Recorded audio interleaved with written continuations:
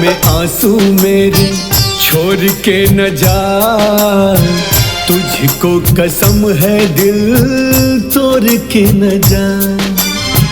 जख्मों से नाता मेरा जोड़ के न जा, तुझको कसम है मुंह मोड़ के न जा। मेरे हमदम ना तड़पा, मेरे जानम लौट के आ। आँखों में आंसू मेरे छोड़ के न जा, तुझको कसम है दिल तोड़ के न जा।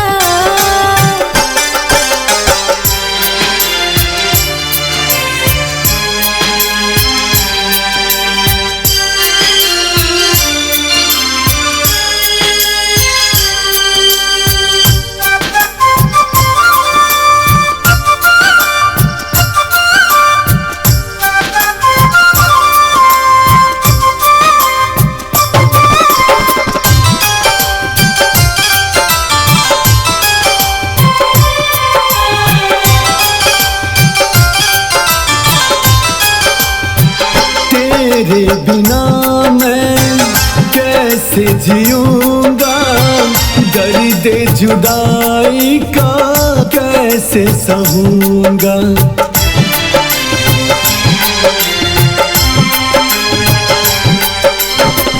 तेरे बिना मैं कैसे जीऊंगा, दर्द जुदाई का कैसे सहूंगा।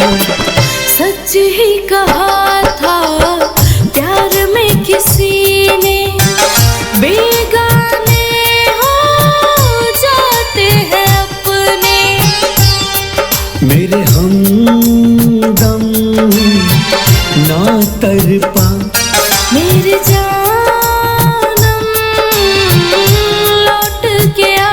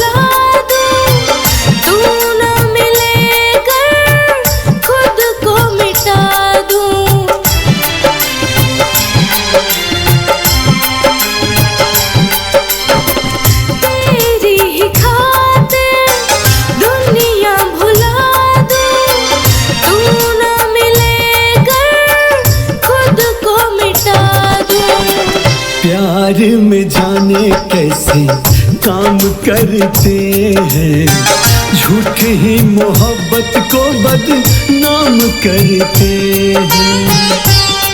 मेरे हमदम ना तड़पा, मेरे जानम लौट के आ।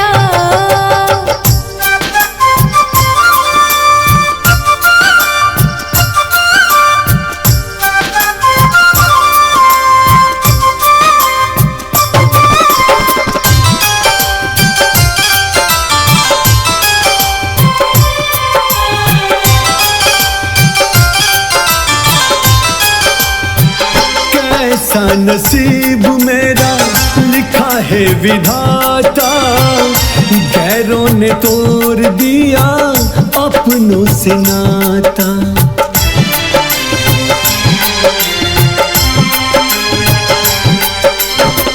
कैसा नसीब मेरा लिखा है विधाता, गैरों ने तोड़ दिया अपनों से नाता।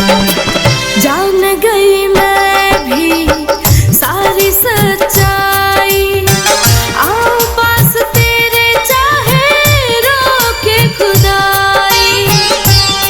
मेरे हमदम ना तड़पा,